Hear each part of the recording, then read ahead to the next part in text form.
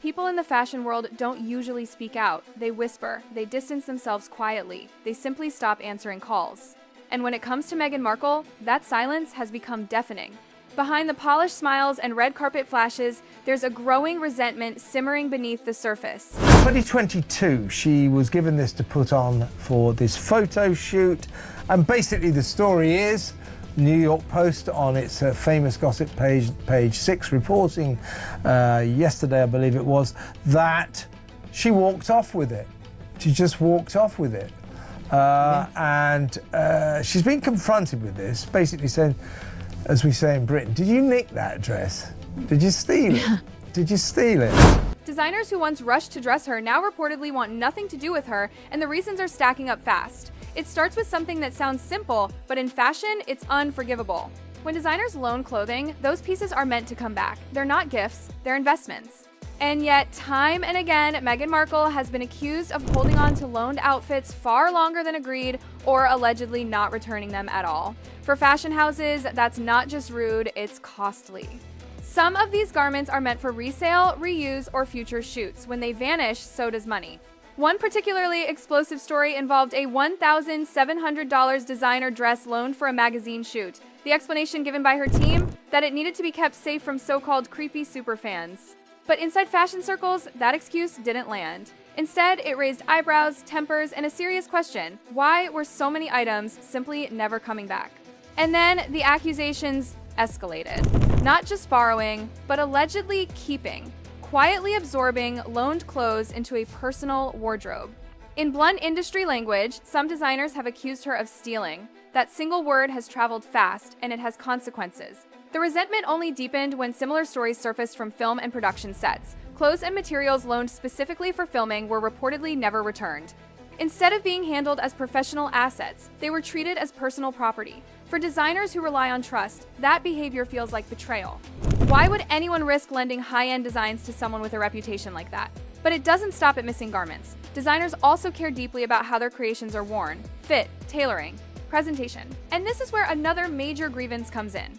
Meghan has been repeatedly criticized for wearing clothes that appear poorly tailored outfits, too big, too tight, oddly fitted, or visibly wrinkled. To designers, it looks careless, almost disrespectful. A luxury garment is supposed to command attention, not look like it was pulled straight from a crumpled laundry basket. Once those images circulate globally, the damage is done. Designers watch their carefully crafted work become a punchline online. What was meant to showcase elegance instead sparks memes and mockery. Clothing worn by members of the royal family and other public figures has been targeted for resale in the past, making the practice both common and precautionary. So basically, Meghan saying, I hate my diehard fans that would want to buy something I wore. I mean, she's blaming the fans that would want to buy something she wore. Those who spent countless hours perfecting a piece reportedly felt embarrassed seeing their work worn against professional advice. Critics say she often ignores alteration recommendations entirely, resulting in outfits that resemble thrift store finds rather than couture. In those moments, elegance turns into humiliation and the designer's reputation takes the hit. Then came the Balenciaga controversy, a turning point for many in the industry. Meghan's appearance at events tied to the brand shortly after it faced accusations involving predatory imagery stunned designers and fans alike. Aligning herself with such a heavily criticized label sparked outrage. To many, it felt tone-deaf, even reckless. Designers worry about guilt by association, and her presence made them fear their own brands could be dragged into backlash. The irony didn't go unnoticed. After Balenciaga apologized for inappropriate ads involving children holding teddy bears styled with vintage imagery, Meghan was seen elbowing her way to the front row at their Paris show. Then, just days later, she appeared at an event in New York accepting an award for protecting children. To critics, it didn't add up. The phrase repeated again and again was simple: make it make sense.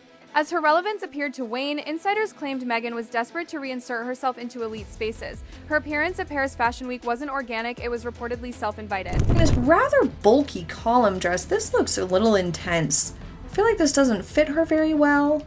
And she's doing that, here's that aggressive slicked back hairstyle. And you can see here how it makes her face, it's just less flattering to her face to have that aggressive of a slicked back hairstyle. It's also not always the best option if you have a particularly long face or a particularly wide, round face. According to reports, she reached out herself asking to attend. The result? An awkward spectacle. From stiff body language to forced interactions, her presence felt unnatural. Observers described her walk as robotic, even likening it to something out of Zoolander. Designers reportedly felt secondhand embarrassment. Rather than reclaiming status, she exposed just how disconnected she was from the fashion elite she once aspired to lead. And it's not just about shows. Fashion designers don't simply make clothes, they advise on context, occasion, protocol. Meghan, however, has a reputation for ignoring that guidance entirely.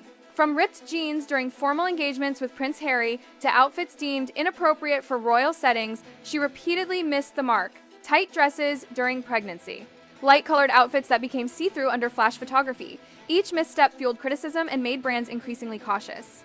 Then there's the so-called Meghan effect. Critics argue it's largely a myth. Her constantly shifting style shows no consistency, no identity. Designers feel used treated as props in an ever-changing image rather than long-term partners. One moment it's a dramatic ball gown, the next it's casual wear that clashes completely with the setting. No continuity, no loyalty, no lasting value. Designers also resent being dragged into impossible comparisons.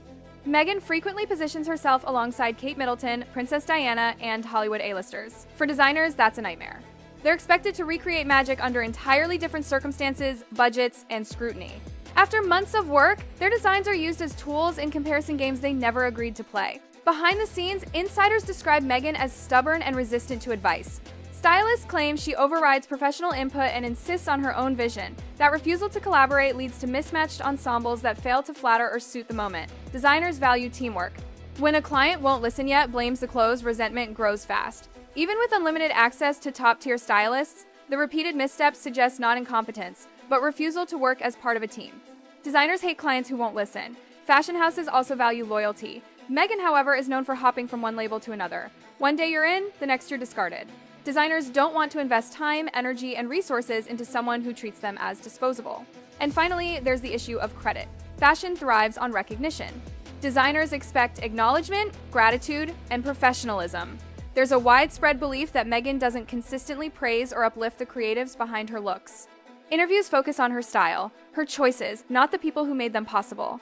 In an industry built on exposure, silence feels like disrespect. And so, quietly, designers pulled back. Calls unanswered, invitations withdrawn, loans denied. Those are the reasons whispered behind closed doors. 10 of them. And together they explain why so many designers simply don't want to deal with Meghan Markle anymore.